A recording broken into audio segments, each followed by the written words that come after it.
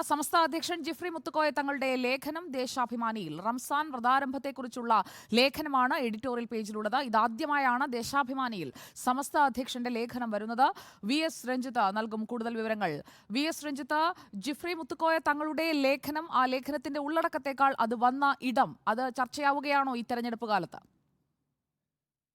സുജയ, തീർച്ചയായിട്ടും ദേശാഭിമാനിയോടും കമ്മ്യൂണിസ്റ്റ് പാർട്ടിയോടുമൊക്കെയുള്ള സമസ്തയുടെ നിലപാട് മാറ്റത്തിന്റെ ഭാഗമായി തന്നെയാണ് ഈ ഒരു ലേഖനത്തെയും കൂടി കാണേണ്ടത്. കാരണം പ്രത്യേകിച്ച് എഡിറ്റോറിയൽ പേജിലാണ് റംസാൻ വ്രതാരംഭത്തെക്കുറിച്ചും വിശ്വാസികൾക്കുള്ള ആഹ്വാനമായിട്ടാണ്.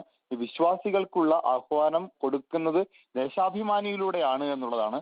ചന്ദ്രിക പോലുള്ള ലീഗിന്റെ മുഖപത്രമുണ്ട്, അതുപോലെ തന്നെ സുപ്രഭാതം പോലുള്ള സമസ്തയുടെ മുഖപത്രമുണ്ട്. അത്തരം മുഖപത്രങ്ങളിലല്ലാതെ തന്നെ കമ്മ്യൂണിസ്റ്റ് പാർട്ടിയുടെ മുഖപത്രമായിട്ടുള്ള ദേശാഭിമാനിയിൽ സമസ്തയുടെ അധ്യക്ഷന്റെ മുഖപ്രസംഗം, അതും റംസാൻ വ്രതാരംഭവുമായി ബന്ധപ്പെട്ടുണ്ടാകുന്നു. പ്രത്യേകിച്ച് ഈ CAA വിഷയത്തിലൊക്കെ CPM-മായി ഒന്നുചേർന്ന് സമരം ചെയ്തിട്ടുള്ളതാണ് സമസ്ത. അതുപോലെ തന്നെ ഏക സിവിൽ കോഡ് വിഷയത്തിലും സമസ്തയെ ഒരു പൊതു പ്ലാറ്റ്ഫോമിൽ കൊണ്ടുവരാൻ CPM-ന് സാധിച്ചിരുന്നു.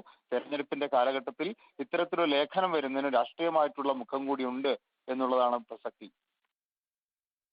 ഓക്കെ രഞ്ജിത്ത്, ദേശാഭിമാനിയിൽ ഇതാദ്യമായാണ് ജിഫ്രി മുത്തുക്കോയ തങ്ങളുടെ ലേഖനം വരുന്നത്. സമസ്തയുടെ ഭാഗത്തു നിന്നുള്ള ഒരു ലേഖനം തന്നെ വരുന്നു.